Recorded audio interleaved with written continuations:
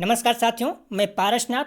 आज हम लोग आगरा यूनिवर्सिटी के बीएड सेकेंड ईयर 2021 का जो 2022 में री एग्जाम होने जा रहा है उसके लिए पहले टॉपिक वाइज, फिर यूनिट वाइज, उसके बाद फुल प्रैक्टिस सेट हल करेंगे। आज यूनिट फर्स्ट आकलन एवं मूल्यांकन, टॉपिक है आकलन का अर्थ, क्षेत्र एवं विशेषताएं से प्रश्न को देखेंगे। यदि समय मिला तो विस्तार से भी थ्योरी पढ़ेंगे।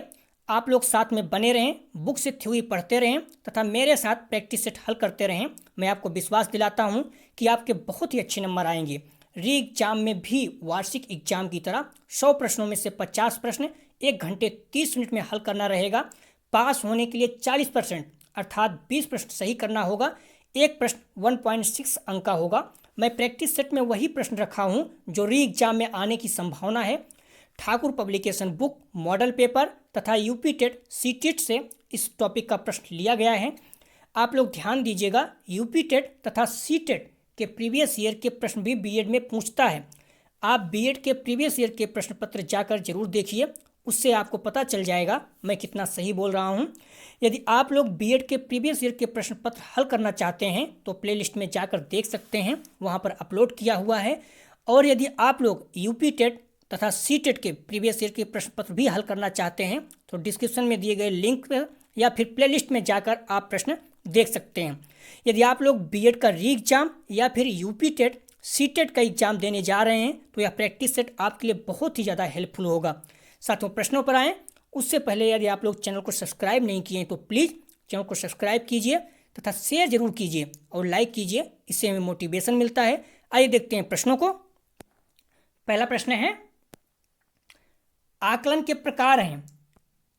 आ फॉर्मेटिव आकलन, बा योगात्मक आकलन, सा उभयनिष्ठ आकलन, दा उपर्युक्त सभी। साथियों, इसका सही जवाब है दा उपर्युक्त सभी। आकलन कई प्रकार के हैं लेकिन जो इसमें दिया गया है फॉर्मेटिव आकलन, योगात्मक आकलन, उभयनिष्ठ आकलन, ये सभी हैं। अगला प्रश्न है, विद्यालय वर्ष के अंत में किया जाने वाला आकलन का प्रकार है। आ फॉर्मेटिव आकलन, बा योगात्मक आकलन, सा संपादन आकलन, दा उभयनिष्ठ आकलन। साथियों, इसका सही जवाब है बा योगात्मक आकलन।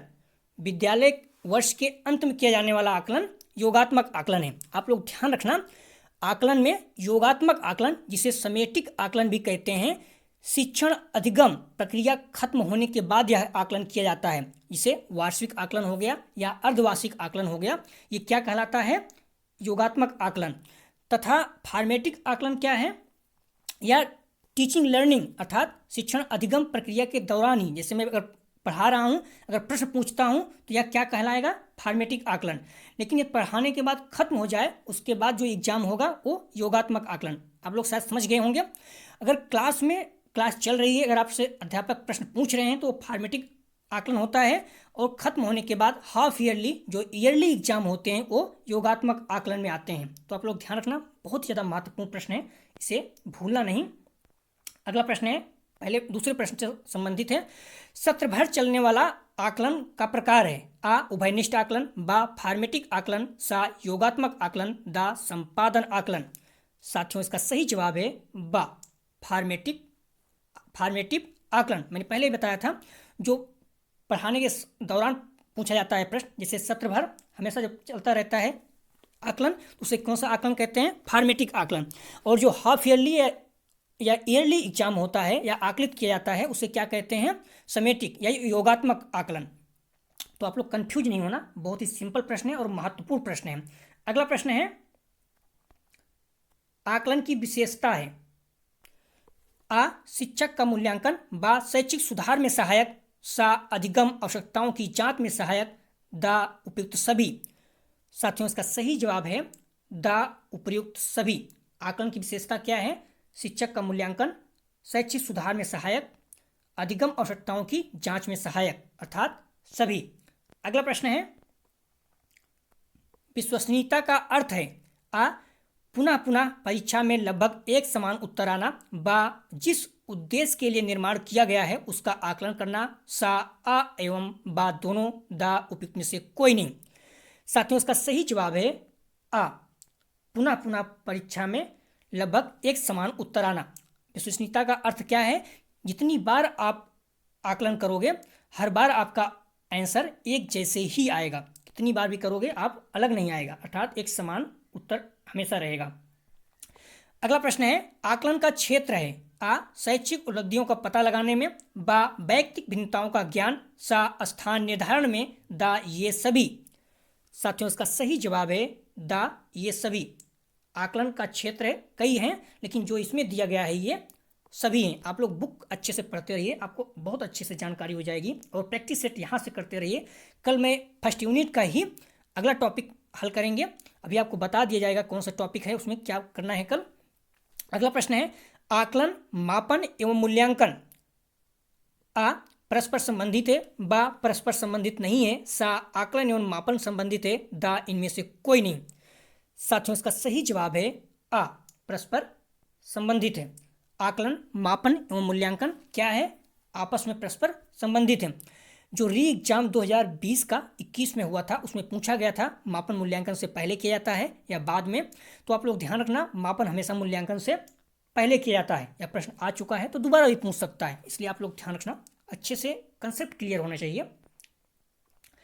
आकलन की विशेषताएं हैं, आ विश्वसनीयता, बा वैधता, सा मानकीकरण, दा उपयुक्त सभी।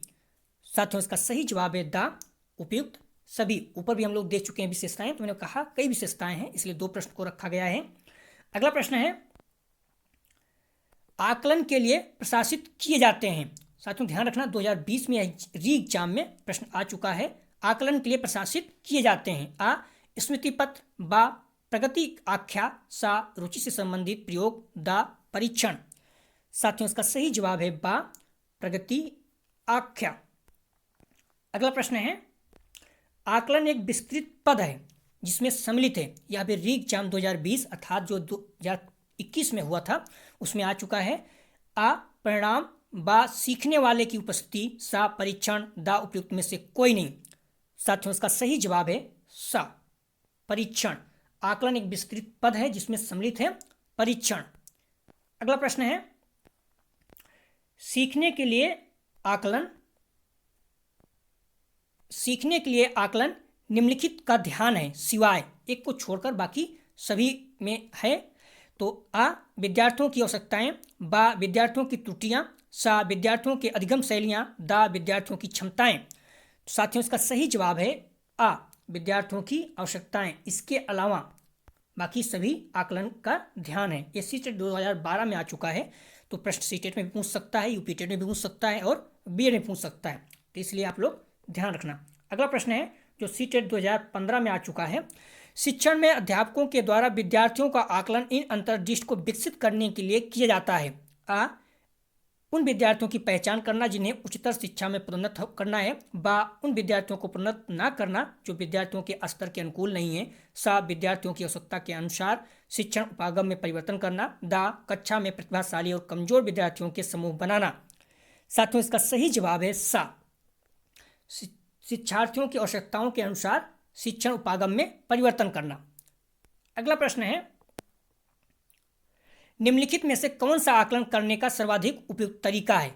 सीटेट 2015 में आ चुका है, तो इसका सही जवाब है आ आकलन शिक्षण अधिगम में अंतर्निहित प्रक्रिया है। निम्नलिखित में से कौन सा आकलन करने का सर्वाधिक उपयुक्त तरीका है, तो आकलन शिक्षण अधिगम में अंतर्निहित प्रक्रिया है। अगला प्रश्न है, आकलन शिक्षण अधिगम प्रक्रिया का अभिन्न अंग है, क्योंकि सीटेट 2015 में यह भी आ चुका है, तो इसका सही जवाब है सा आकलन में अध्यापक बच्चों के अधिगम को समझता है और उसके अपने शिक्षण की प्रतिपुष्टि भी होती है, तो इसका सही जवाब है सा। अगला प्रश्न है,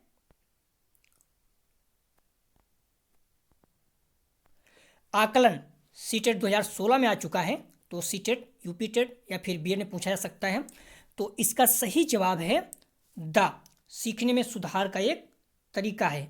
आकलन क्या है, सीखने में सुधार का यह एक तरीका है, तो आप लोग ध्यान रखना, काफ़ी गहराई से इसे पढ़ना।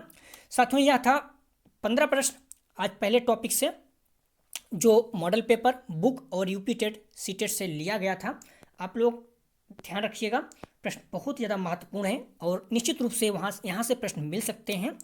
आप लोग ज़्यादा से ज़्यादा इसे कोशिश करिए, बुक अच्छे से पढ़िए और प्रैक्टिस सेट मेरे साथ करते रहिए।